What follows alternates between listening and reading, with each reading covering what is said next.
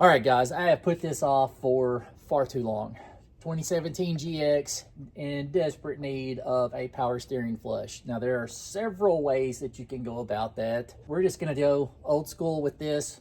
This is just a cheap battery filler, so I'm gonna use it. We're just gonna pull out the fluid directly out of the reservoir. We'll get everything that we can possibly get out of there, and then we'll fill back in, drive it a little bit, and then just keep repeating the process until we get the fluid kind of the color in which we want it to be. Factory fluid is kind of a gold color. We're going to be using Max Life ATF, the Dexmerk fluid that they have. That's what we're going to go back with. It should be perfectly fine to use in there, and of course that's kind of a reddish color. Different ways that you can go about it, but we're going to do this. Now, in the process of waiting to do all of this work and everything, within the last week or so, I've started to get kind of you can hear a little bit of a squeak from the belt system, and I felt like it probably was about time to replace the idler pulley and the belt. It has 110,000 miles on it currently.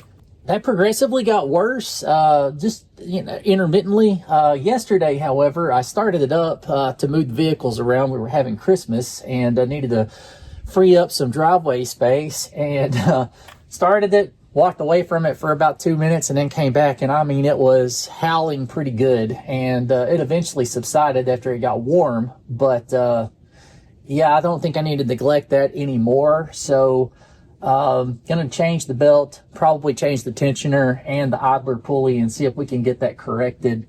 If it happens to be something else, well, we'll just have to determine where that noise is in fact coming from. But it sounds like it's coming directly from where that idler pulley is at. But since we're taking the belt off and everything, we might as well go ahead and change out our tensioner as well. But we're running out of daylight. Parts will not be here for the belt and those pulleys till tomorrow, but at least I can go ahead and start getting some of this old fluid exchanged out of the power steering pump.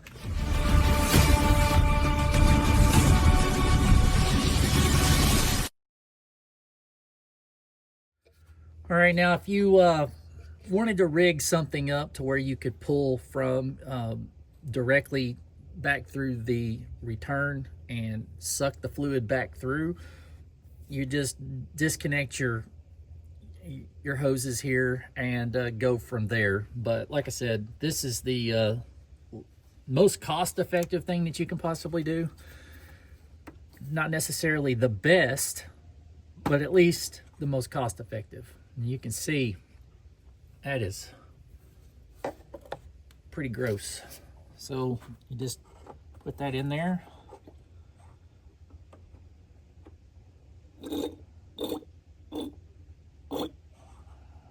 Alright. Oh, look at that. That is, it was ready to be changed, that is for sure.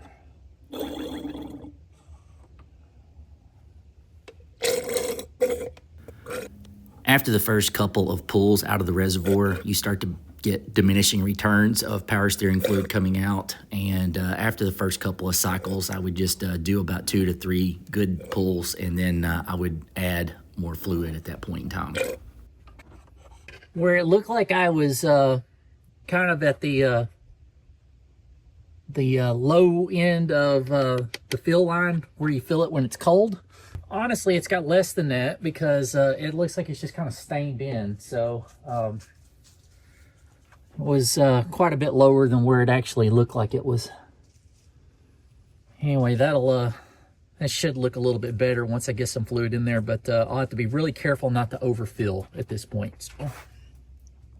If you have a funnel, I would recommend it here, but again, it's not going to take very much fluid to fill that reservoir back to its operating level. So at a minimum, you got to really pour it slow, or you can just use the battery filler. That's what we decided to do.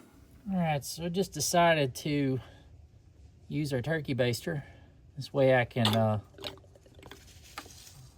control the amount of fluid really going in a whole lot better doing it this way.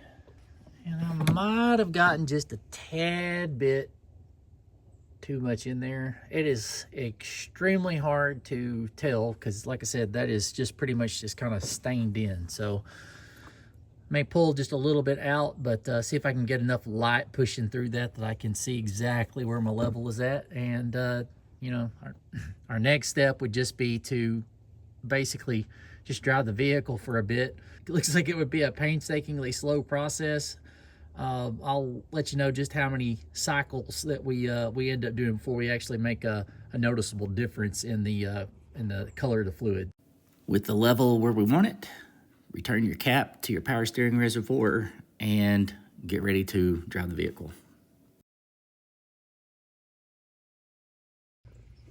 All went really good. It's actually pulling this a lot better this time around. Still got some nasty in there, as you can see. Oof, it's dark. I'd say probably just by the way that this is going and about how much you can pull out, I would say we're probably looking at about 3 trips. And we could get enough cycle through that it should be good for a while. For your power steering flush, expect to use anywhere from 1 to 2 quarts of fluid. Also, as a maintenance inspection, you should be doing this about every 30,000 miles just to make sure that the color doesn't look too brown. There are other things to look for. Anything that causes steering whine or any kind of heaviness to your steering, you should be looking at possibility of changing your fluid out as soon as possible, or at least getting an inspection done. Albeit rare, you do not want to have any kind of steering pump failure. You can see this much better now. A little flashlight behind it. And we are getting...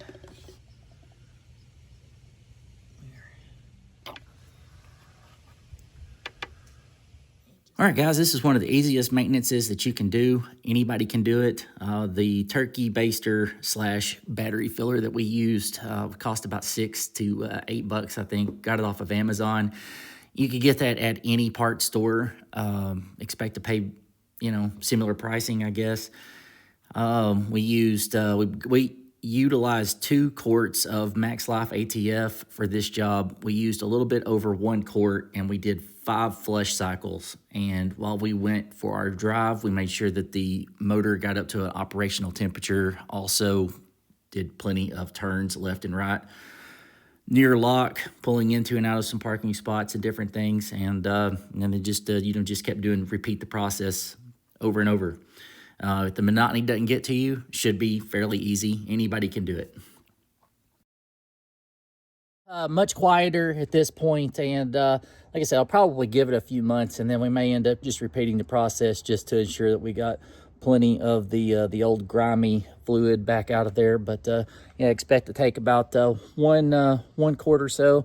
I did notice also that whenever I had you have to remove this top piece here, and I noticed when I was doing it that my coolant level was exceptionally low.